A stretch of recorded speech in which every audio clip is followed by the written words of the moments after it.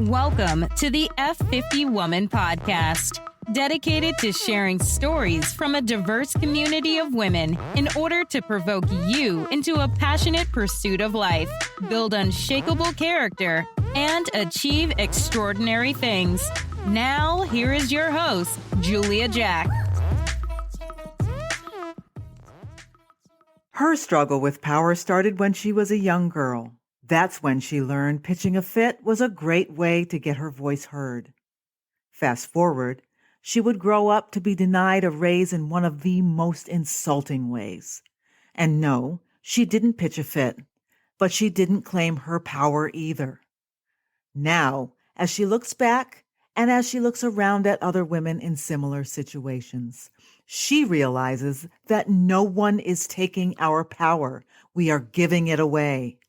Stay tuned and listen to Gail Rudolph's story. She's a leader, an executive coach, and one enthusiastic and aware F50 woman.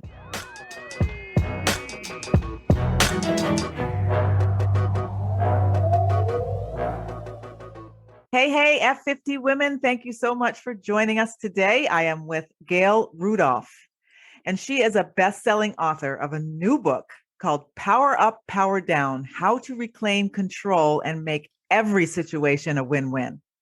And I can't wait to read this book because, boy, do I want a win-win. She has spent years as an executive professional maneuvering the power dynamics that happen in all interpersonal interactions. One day she had an epiphany. Nobody takes your power. And I can't wait to hear how she got to that epiphany. So welcome, Gail. Thank you so much for joining us on F50 Woman. Thank you so much for having me. We're going to have a great time today.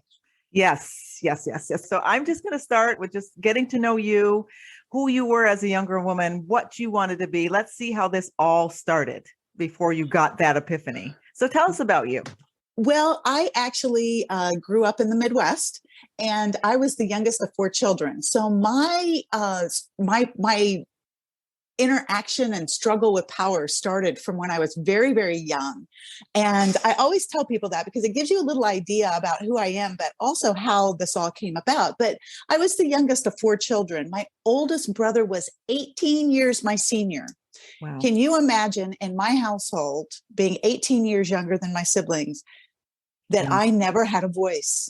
I was never heard. Yeah. I mean, and I learned lessons like, okay, in order to be heard, I had to raise my voice. I had to throw a tantrum. I had to kind of act out, which was great when I was 2 years old. Yes. It worked wonderful, right? Yes. But fast forward growing up and you're trying to communicate with somebody and things get really frustrating.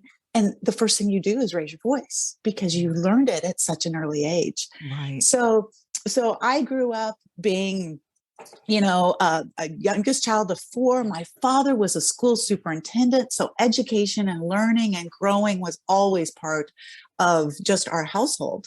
Yeah. So that's really, where I started. I'm a Midwest girl at heart. I've lived around the continent, or around the United States, I should say. And, and that's kind of who I am. And then I grew up and I went to work one day. Okay. And I started at a community foundation. And I had advanced the organization past our 3-year goals in just a little over a year. I was like, wow, I am on fire, especially since it was a new job for me and I was having to learn all the ins and outs of it. Yeah. So you have to understand first the dynamics of the organization. So it was a community foundation. We were a startup. Yeah. The executive director was part-time. I was full-time. So let's translate that. Okay. Other women, right? That means I did the majority of the work. He got the majority of the credit. Right. Yeah. Right. That's just the way it goes. But I had done these great things and I decided I was going to go ask him for a raise. I advanced us way beyond where we should be at that point. This was a year in, just a year in. Just a year in, little over a year, about a year and like 14 months, little bit more than a year. Okay. And I said, And that was talked about too, that once we reached our goals that we would, I'd get a promotion and a raise. So it was actually, we had talked about it ahead of time. So I went to him and I said, listen, bringing in more money than we thought. We're hitting our 3-year goals. I think it's time that we talk about a raise. He sat back in his chair at his desk, just kind of leaned back, and he said, well, wait a minute. Don't you get child support? And I was the single mom of 2 children at that point in time.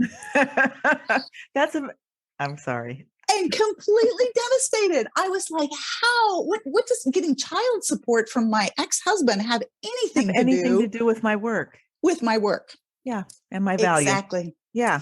So I was dumbfounded. I brought it back to work. I, approached him several more times, but ultimately what happened, because we couldn't make it any further, I left the organization. Okay. And what happened with me and in subsequent roles, I was seeing how this ebb and flow of power and energy, right? Because power is really energy. We feel it. When somebody's very powerful and walks in the room, we don't have to know who they are. We feel it. And I was like, I'm not understanding this power. I was just really dealing with it. And finally, I was sitting in a meeting once and I realized, wait a minute. Nobody takes our power away. We actually give it away by how we react and how we respond. And it was out of that I started to develop a lot of techniques, a lot of things that we could do that actually would cause us to power up or power down. Okay. Because what I learned is that, power is really the capacity or the ability to direct or influence the behavior of others, right? Or maybe a course of events or outcomes. And this mysterious energy that kind of ebbs and flows was something we needed to be able to capture and harness. Right. So from that, I wrote Power Up, Power Down as kind of a guidebook, mostly for women and minorities, to be able to capture our power in every situation. Okay. Now, is this book available now? I'm just going to ask that right now. It is. It's available. So you can go on Amazon or Barnes & Noble or wherever you get your books and grab it. We've just made the USA Today and Wall Street Journal bestseller list. Okay. Nice. And it's what I love is when I hear people like women, especially, that talk about this and they say, wow, I didn't realize there were just little things I could do that make me powerful. Yeah. And like I said, we can all grab our power right now. We don't have to wait till tomorrow or for somebody to give it to us. We have ways to do that right now. Okay. And these power techniques can work in any relationship. This is not just a professional model. The book is geared around towards a business, but these are things you can do with everything. I used these right before the book actually was released with my family. Okay. And all of a sudden we started to get along so much better. My brothers and sisters, because now we're grown, we're older, we're taking care of my aging mother. Right. Right. And we were butting heads. And I said, wait a minute, I'm going to use all these power tools. Well, now they laugh at me after reading the book and they're like, you used all of these on us, didn't you? Right. But we get along great now. We get along absolutely great because I took the power struggle away. Okay. And so these power techniques, are they verbal? Are they physical? Is it the way you use your tone of voice, or all of the above? Just to give us a little clue. It is all of the above. Okay. So there are things that, we can do that change the way we sit, the way we approach things, our tone of voice. What I really like about the book is that by naming it Power Up, Power Down, it's about using that space and our ability to respond. Yeah. So what happens in women, and what I learned as a young child, is that we want to power up, right? We want to get dominance. Well, powering up is about remaining control in the situations that we have. Powering down, we sometimes look at as, oh my gosh, I don't want to power down. Yes. But powering down, from what I'm talking about, is about leveling the playing field so we eliminate power dynamics. Right. Okay. It doesn't mean you give your power away. It means you're choosing the right power tool to use in whatever situations you have. Yes. So when we think about Martin Luther King was not a power up person. He was not highly, dominant, forceful. He never wasted his time or energy trying to change people's mind in a powerful way by trying to force them, because the power I'm talking about is not about dominance, because nobody wins. Okay. But he leveled the playing field. He was powerful in a power down type of way. Okay. And when we talk about being powerful, what we're talking about is being able to show our power by how we sit, how we use our tone of voice, how we make eye contact, and not diminishing our ability to remain powerful in any and every situation. Right. Yeah. Yeah. So just off the cuff, can you think of, or can you share an incident where you have seen someone give their power away? Because I can imagine, especially as women in a professional setting, we maybe feel powerful at one moment, but then somebody comes in, our boss, somebody who's a little bit more aggressive or assertive, and we can lose it to them because of something we do or say. Have you ever noticed that happening? I have. Before I wrote the book, I was doing executive coaching. I was working with a lot of women. And there was one girl that was trying to get a promotion. She had been at the organization for about 10 years. And her boss was giving her what we women sometimes get as that double thing. Well, you're competent. You're very good at what you're doing, but, and your team loves you. But I just don't think you're ready, because I'm not sure that you'll be able to manage the team. Right. Yeah, I mean, that double kind of you're great, message. but you're great, but in every way, but what I just complimented you on is the same thing I'm telling you why I can't give you the promotion, right? And you're sitting there going, I don't understand this. So she actually came to me and she said, I need to work through this. I need to figure out how to handle this. So we worked on some things she could do, remaining powerful in her one-on-one meetings. Space is one I love, right? They could take it from the animal kingdom, take up space. We as women tend to get take up very little space. But what had happened is I had worked with her for a while, and they were having a meeting, an offsite meeting, dinner meeting. And it just so happened that she happened to be the only female with her boss in this room full of volunteers. Right. So they walk into this restaurant, and it's a long table, of course. And her boss inadvertently says, well, Kelly's here to take notes. Now, Kelly was not there to take notes. This was her project. So Kelly, at first, she wanted to she goes, I got so angry. I felt everything rise up in me, right? I could feel my face getting red. And then, Gail, I heard your voice in my head. Yeah. And she said, so I knew there was something I was supposed to do. So she says, I pushed that back down. And she said, I interrupted them. And I said, that's right. I am here to take notes because I'm putting together the strategic plan. So if I interrupt you, ask you to repeat or speak up, I just want you to know it's because I want to put the absolute best strategic plan together that I possibly can. Wow. She established her authority in that entire meeting and never had to confront her boss. Yeah. Nice. Now, surprisingly enough, she was called in the next day, and her boss said, I think it's about time we talk about promoting you. Seriously? Solely based. And she did all power moves in that meeting. She interrupted people in an appropriate way. She wasn't rude, but she's like, hey, I need you to repeat that. Yeah. Where we as women, we wait. We don't usually interrupt people, but she knew that was a power move. She interrupted them. She asked people to speak up. Yeah. She would get up and sometimes, because she couldn't hear, and walk to the other end of the table, because it was a longer table. There were about 4 or 5 chairs on each side, and she'd walk so that she was standing up to take the notes. So she had the proximity of kind of towering over them, not in a bad way, but these soft, subtle things that she did to make sure that she got the notes she needed. She established her authority as the expert creating the strategic plan. Wow.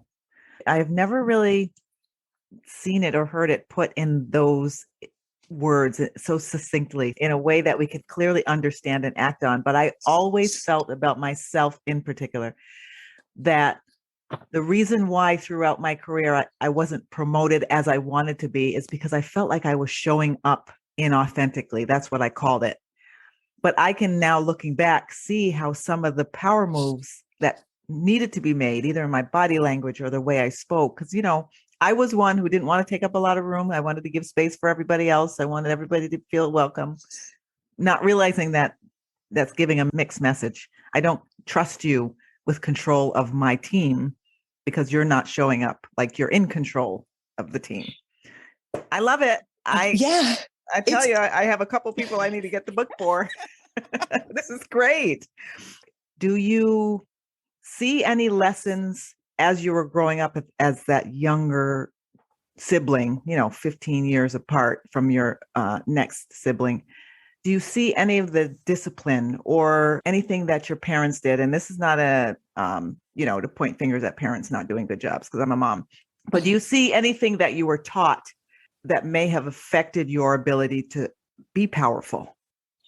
Well, my parents were excellent, right? About telling me I could do what I wanted to. I could learn anything I wanted to. Right. But with older brothers and sisters, I got a lot of the things that come along with being the youngest, especially as 18 years older, because I grew up more with the grandkids than I did. I have a niece that's 5 years younger than I am. But what I had to learn was two things. I had to learn positive self-talk. Okay. That my biggest enemy was believing the negative things that were coming in my mind. Okay. And what I learned is you may not be able to stop those negative thoughts, but you can counteract them. Yes. Right? We all have negative thoughts. Yes. So that was the one thing I learned. The other thing that I always say is, and I still struggle with this, I'm a recovering people pleaser. Being the youngest child, I was always trying to gain the attention or the approval of my older brothers, right? Yeah. And what happened was I just started being people pleasing. So what I have had to learn over the years is to set up my boundaries, to set appropriate boundaries and to be clear with those. And my father taught me that lesson without realizing he taught me that lesson. Because when I look at my boundaries now, I think about him grooming our yard. He was meticulous about our yard and keeping it groomed. And back then they didn't have the catchers on the lawnmowers. So he would walk the yard to make sure there were no rocks in the yard, because they could get caught in the lawnmower and, hurt somebody, break a window. Yeah. But when I think about my father grooming the yard, I think about that as my boundaries, right? My father knew exactly where our yard ended and our neighbors began. Wow. He never mowed any farther beyond that. Yeah. And we need to understand, where do we end? Because boundaries are simply limits we put around our time, energy, and money. Yeah. But where do we end there? And where is it somebody else's responsibility to take it on, right? And the world may not know. When people looked at our yards, they didn't know which was our yard and which was our neighbor's. Right. But we knew. Yeah. And when I think about boundaries in that way, it helps me to actually hold true to my boundaries and communicate them better. Okay. Wow. I like that you shared about the lawn and how that taught you boundaries, because we can learn lessons in experiences. I love that. Who thought you would learn boundaries from your dad mowing your lawn? Anyway, I think it's great. I think you can learn lessons in everything if you look for it. Yes, I think you can learn lessons everywhere. And because we may be looking for a person to tell us something, that we may miss them. So look everywhere. There are lessons everywhere. If you look back throughout your life, now this is not just as a child, do you see yourself practicing these techniques by accident? Or do you clearly see when something happened, you were like, okay, yeah, that's why that didn't happen, because look at what I said, or look at what I did. Can you see that clearly now? You understand how this all works? Oh, exactly. Absolutely. Yeah. So I would use them appropriately, but I didn't understand what I was doing. Okay. And then when I started to learn about them, I would sit back in rooms and watch how people interacted. Yeah. And I would see what would work. And then when I started coaching people around them. And that's why I wrote the book as a guidebook. Okay. Now if I go to the car dealership with a problem, right? And I had so much fun the other day. I had to go to the car dealership with an issue that was their mistake. Yeah. And I had called ahead of time for like 2 weeks and couldn't get any answer. So Yeah. I knew that they were going to pass the buck when I walked in. I decided I was going to walk in and only use the power up, power down techniques that I had in the book. Okay. Spreading out, making myself small, Yeah. tone of voice, body language, the whole bit. So Yeah. I took the guidebook that I had in the book. In fact, if you get the book, there's 2 pages that actually have the attributes of powering up, powering down. Yeah. And I went back and forth. When they did something I liked, I powered down and leaned forward, right? When they did something I needed to have my power, I leaned back in my chair, I spread out. I set my purse so it took up more room. I mean, it was actually funny. By the time I left, not only did they give me what I wanted, they were the 2 gentlemen I was working with were my best friends. And the next day, the manager called me and said, "My team had such a great time working with you. And I understand this could have been a real issue." So these techniques work. Yeah. They work. Yeah. Yeah. But now I can see, I'm like, okay, this is a situation that I need to decide what is, and I call them power tools on purpose, because women, we need to have our power tools on our power belt, right? To pull them out. Yes. And, lowering your tone of voice, that low, soft tone. Yeah. People listen. Yeah. Pauses. Yeah. That's a great way to get attention.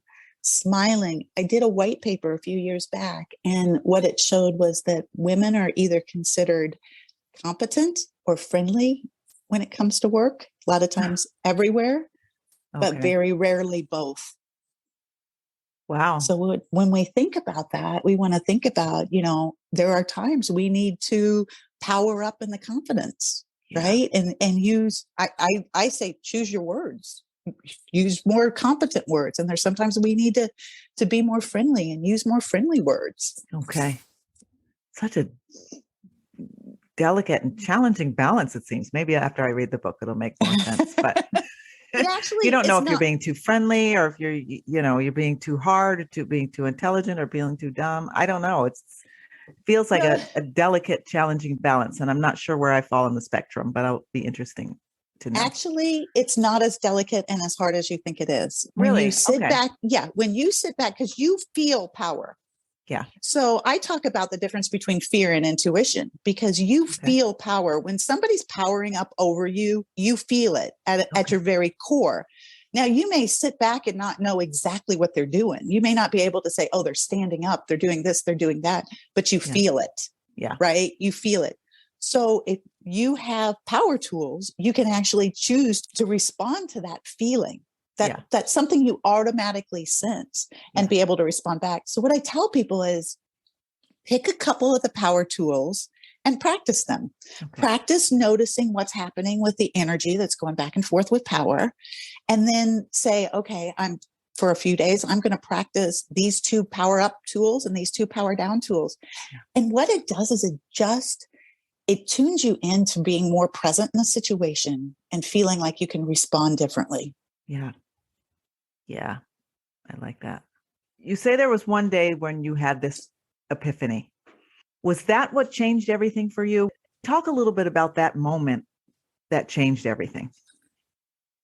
For me, it was looking back. There were 2 epiphanies, to be honest, for me. I talk about one that was in my work, and that was when the day that I realized, when I thought back about that person at that community foundation, about the child support. And I was like, I may not have been able to change what he was saying or the outcome, but I could have left that organization feeling differently. Right. If I would have spread out, if I would have been eye contact, if I would have used my power and remained in my power, he may have never changed his mind, but I would have left the organization feeling not defeated, still being powerful, because this is about your own interpersonal power. Right. So that was when the day at work that I really noticed, and it was actually in a meeting where I was in a board meeting and I was a consultant and I was watching this interaction happen at the board table. And there was a board member that said he was hosting and taking the male members of the team offsite for a retreat. And they were going to a really nice place. They were going to play golf. They were doing this. And then he made the statement. Now, first of all, I'm already getting ruffled by feathers, right? Because he says the male members. Yeah. And then he says, because I believe males are the real leaders. Well, then I was like, oh my gosh. So I started, because I was a consultant, I couldn't say a whole lot. So I started watching the room to see what was going to happen, right? Yeah. And I watched all the women, including the women board members, ruffle. They were upset, but nobody said a word. Yeah. And I was like, okay, first of all, we're letting him get away with it, but most of all, we're giving our own power away in our silence. Yes. And then there was one board member that actually spoke up. And she said, well, that's great for the male members. What are we doing for the female members of the team? That's all she had to say. Yeah.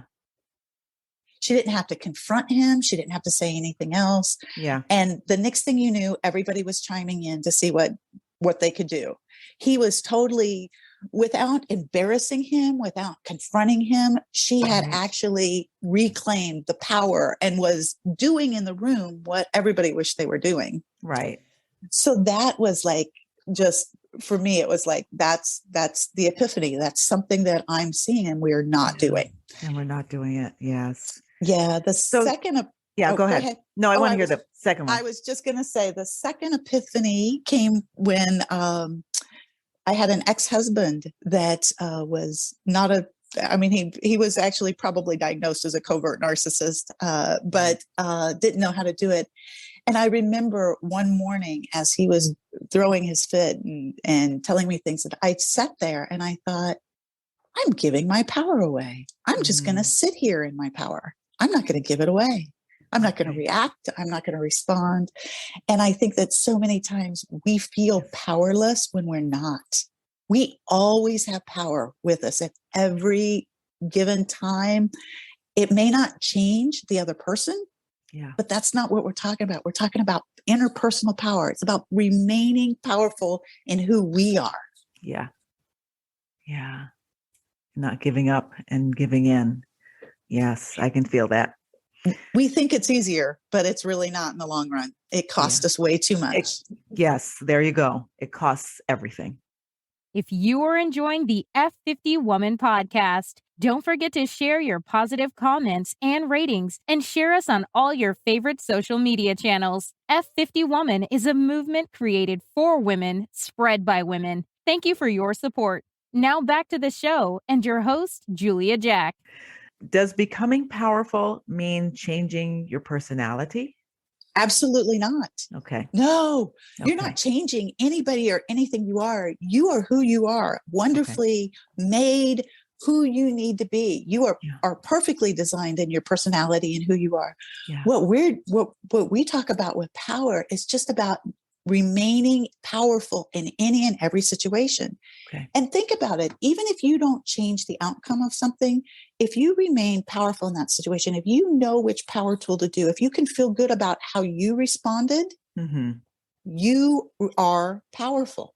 Yeah. It's about your interpersonal power. But when we raise our voice, we give our power away and we walk away not feeling good about it. Yes.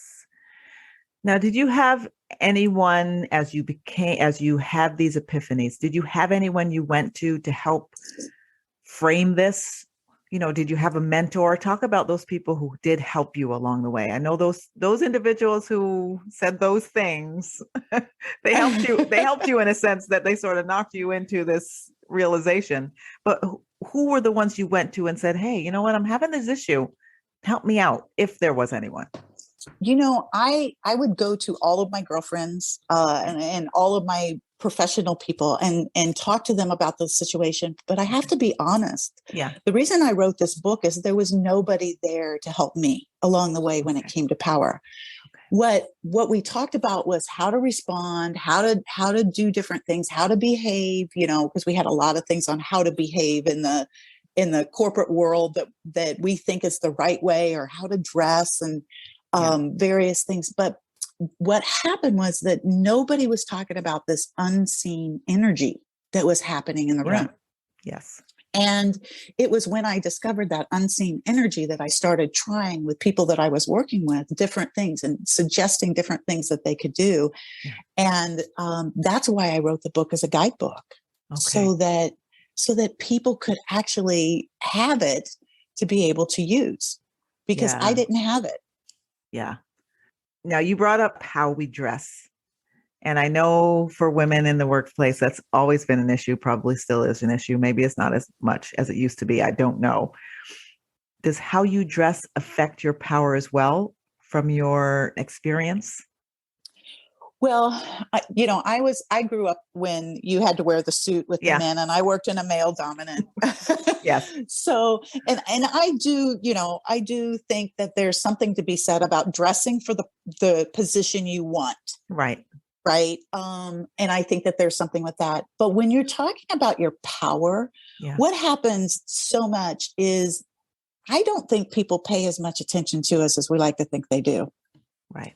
I don't think I ever had a boss, unless I was dressed inappropriately. I don't think I ever had a boss that was really paying attention to how I dressed. I mean, unless I showed up, like I said, completely inappropriate for the job I was doing. Yeah. But what happened to me is I was thinking about it. I was giving my power away to the point that I was thinking they were paying so much attention to me that had something to do.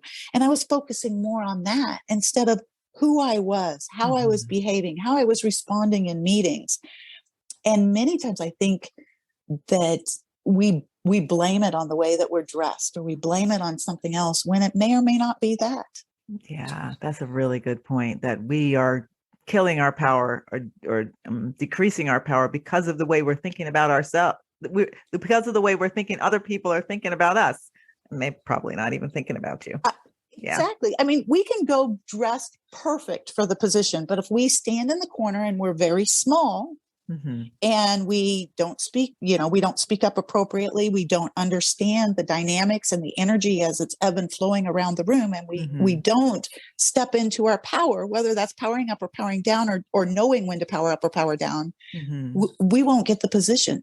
Doesn't matter how we're dressed. And that's why I love this, because it's easy to learn.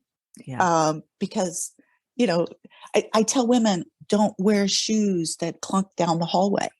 Don't show up in meetings with a bunch of bags. Okay. When you see a man come to a meeting, he comes with his notebook and a pen and his phone. Nothing else. We show up with 3 bags, our purse, everything else. Get there early, find a place for those things, right? Right. Show up at the meeting for how you want to be. There's so many little things like that we need to pay attention to. Okay. Yeah. Knowing all that you know now, having experienced all you experienced, what is the one piece of advice you would give your younger self if you met her today?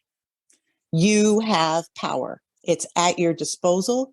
It's always there. It's always present. All you have to do is to tap into it. Okay. Yeah. I wasted so much time giving my power away because I didn't realize I had it.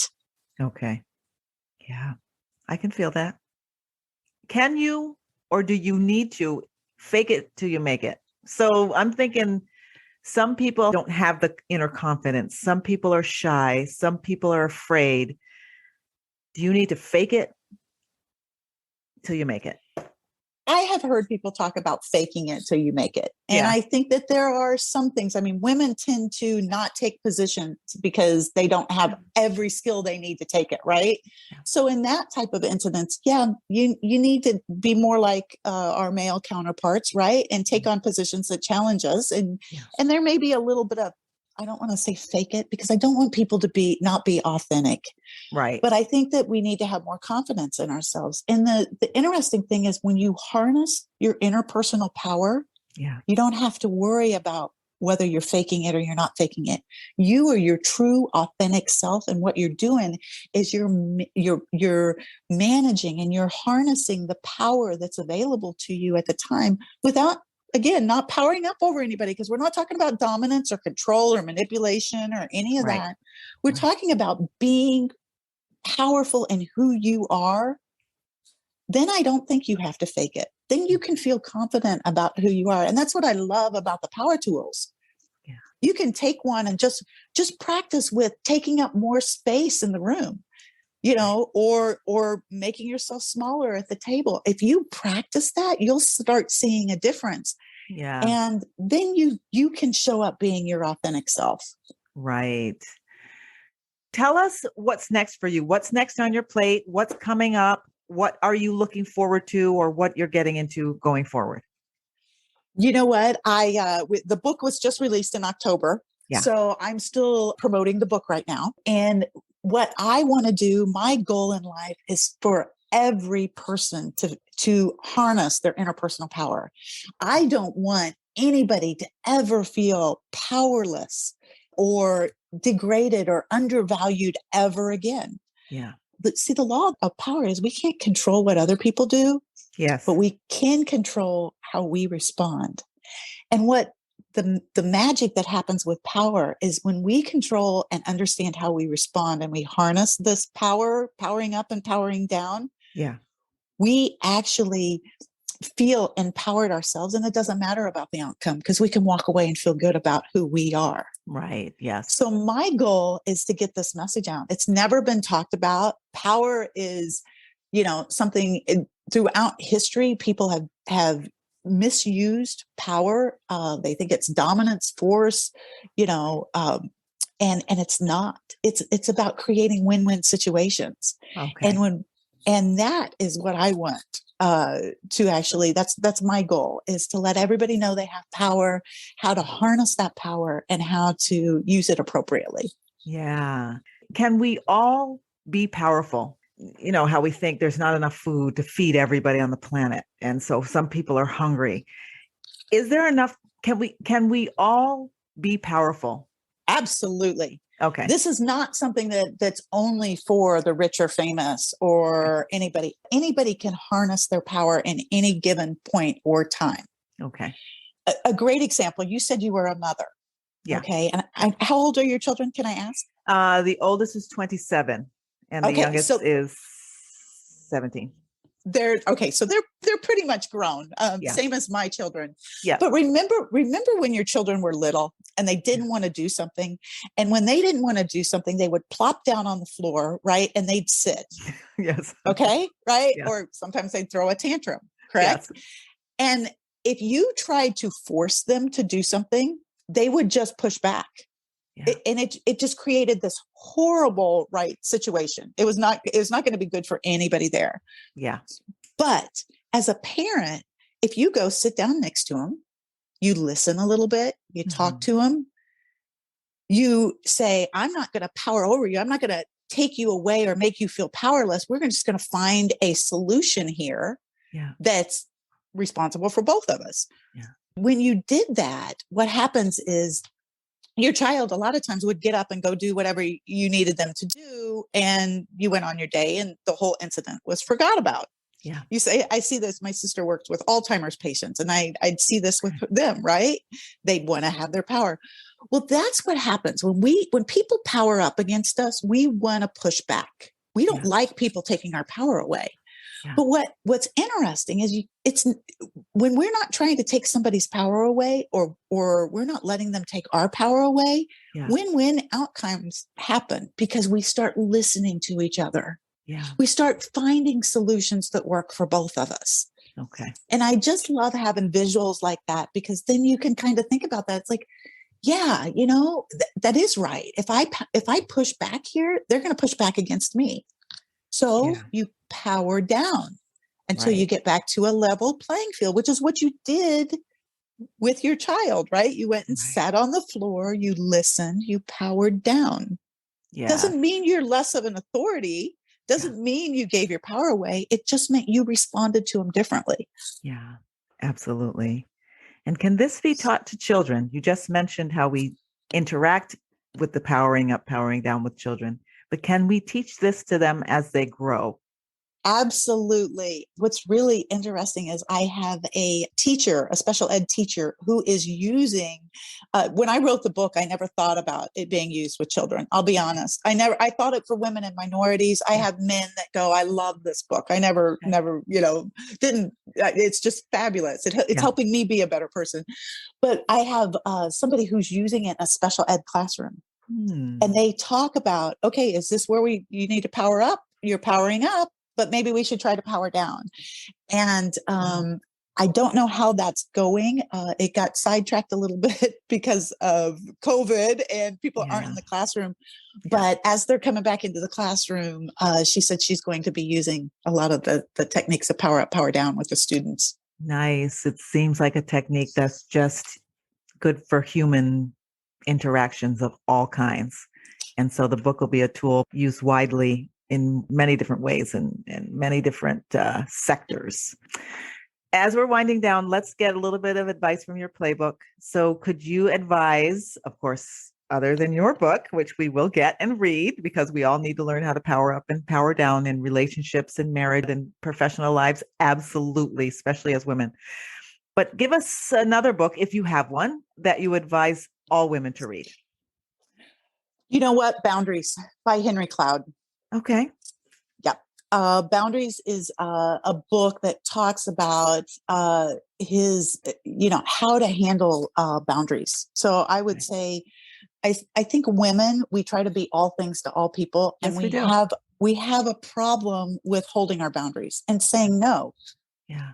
Why? And why is that? It's so true. Sometimes I say to myself, Julia, wasn't that a boundary you just set? Why is somebody walking over that line right now? Yeah. Why? that's why I have to picture the yard in my backyard. Picture something where you can hold your boundaries like that. I picture the yard and my father. I mean, I have to. But I think that so many times as a child, right, when we're young, we're learned that no is a bad word. Yeah. And I think that somehow that gets translated to women, right? Yeah. That continues to stick with us. And somewhere along our little boys as they grow up, and I have a little boy too, they pick up that it's okay to say no. Yeah. And I think it's because we are so, we can multitask. We are watching out for the kids. We're watching out for our work. We're watching out for our spouse. We're watching out for our friends. And I think that a lot of times we get lost in that. Yeah. And learning how to say no is just one of those things that, again, it's limits we set around our time, our energy, and our money. Yeah. And if we're always running on empty, we have nothing to give away. Yeah. Yeah. How do these power tools work in marriage? Have you thought about that? I just, because women, men, and there's a dynamic and, who's leading the household and who's in charge of what. And we need to set boundaries even with the closest person we love in our life, which is our husband. And what do you think of that? I'm throwing that question at you. Actually, that's what I love about this book. I'm a very simple person, right? Okay. So I didn't write a difficult book. I wrote a book that people could use, right? Because that's where I have to do it. But when we're talking about power, we're talking about what we hold inside of ourselves. Yeah. In a healthy relationship, there's an ebb and flow of power, always. Okay? Yeah. If in a friendship, there's an ebb and flow of power. Yeah. It has nothing to do with the task that you're doing. It's that you're having this great exchange that comes back and forth. Yeah. And it's when we're in that healthy type of setting that things flourish. Okay. That's pretty cool. I think I'm probably having, because I just need to read the book, I'm probably having a challenge in letting go of the concept of power and control as being together, as being one. So you think of power as somebody who's controlling everything and who's telling you what to do and who has all the say. So I'm sure there's some listeners out there like me. You got to let that go and understand that power is empowering you within you. And it brings balance rather than lording over somebody. Nobody wins we see it in our society, right? Yeah. Is that, look what's happening in our world. Look what we're seeing on the news. And that's about the wrong kind of power. That's about people trying to be dominant and control and do that. That is not about the power we're having. We're talking about being powerful in who you are in any and every situation that you're in. Yeah. Because that kind of power means somebody has to be disempowered. But your power means everybody's lifted up and filled. I think we confuse sometimes power with their behavior. Yeah. Yes. And very much so. I always look at people that are really doing that and taking that wrong use of power. Mm-hmm. It's probably more about them and their insecurity and the fact that they don't have their own interpersonal power, that they feel like they have to dominate over other people. Yes, I believe that's true. Yeah. Yeah. So what's one thing that you can't miss doing every day? Oh, one thing that I can't miss doing every day is my quiet time. Okay. I actually spend some time every day thinking about, I'm a person of faith. So I spend some time there. I do some relaxation. I do some deep breathing. Yeah. What I found is that if I don't take my quiet time, I can't be creative. I can't bring my best to the table. Okay. So it's one of those things that I don't compromise. And I wish I would have known that when my children were little. Yeah. I wish I would have not focused so much on how tired I was and got up more in the mornings when it was quiet. Yes. And said, this is me time, and taught my children that there was no interrupting that. Yeah. Because our minds are so filled with so much different things going on now. We have decisions and information being thrown at us. And it's kind of like, think about it as taking out the garbage, right? If you have your garbage can in your house and it's just you're just putting things in it and things in it and things in it, and you never empty it. Yeah. It just overflows and nothing's good. Yeah. It starts stinking. It's bad. It'll be a big mess. Yeah. It's just a mess. Yeah. But if you take the time to clear it, then you can actually, when you fill it, it's the things that need to be filled with the right things. Yeah. And that's what I think with our minds is when we take the time to clear it, then we can bring the right things back in and right focus. Yeah, I agree. And so any of the listeners, if you're moms of young children, or if you're grandmas with children with young children, or if you're a foster mom with young children, whoever you are, take that time, because you'll be a better mom, you'll be a better grandma, you'll be a better woman, and you'll take your garbage out and you won't have to stink up the house. Right. And it's a very good analogy. And it's a great time to think about your boundaries and what you will or will not do. Because if you think about them ahead of time, then you can respond to them easier. Yes. When they come up and they start getting crossed. Yes. Yeah. Yeah. Well, thank you so much for all of these insights. I implore the listeners to get the book, and it's just for every part of your life. And I know as women, we can let those boundaries go and we can give up that power, and we feel like we're doing some kind of righteous self-sacrifice, but really you're just not showing up for people the way you need to. Your children are watching you, your coworkers are watching you, and you have desires that you need to fulfill with taking back your power and empowering yourself. So thank you so much for being here, Gail. Thank you so much for having me. It was such a pleasure. But before you leave, you have to tell everyone how they can get in touch with you after this podcast is over. Okay. So you can go to my website, which is gailrudolph.com. And because there's many different spellings, I'm going to spell it for you. It's GailRudolph. So GailRudolph.com. You can sign up there for our GRC community. We send out a daily reflection, one email a week. Just they're all inspirational. So they're nothing. There's a picture. It's things. The other place that you can do is you can find me on Facebook. I am just now starting to do some Facebook Lives. Nice. So you can look at Gail Rudolph author. Like our page, and you can join. There's a group. There's a private group there. I'm doing a weekly teaching there on various things throughout the book, life, different things that you have happen, and it's just they're short, they're sweet, they're things you can walk away and take, because we don't have a lot of time. Right. So, but they can reach us there too. There's a lot of free information on both of those. Good. Perfect. And that information will be in the show notes. The links will be there. So please just press on the link and check it out. And even if you just start on Facebook and get some information and learn how to do some of these techniques, or just be inspired to not give up on yourself. So thank you again, Gail, for being here. Thank you so much. It was my pleasure. You've been listening to the F50 Woman Podcast. Join the F50 Woman movement and this diverse group of voices to help change the world one woman at a time. Why should you join at your age? Because we're not done yet.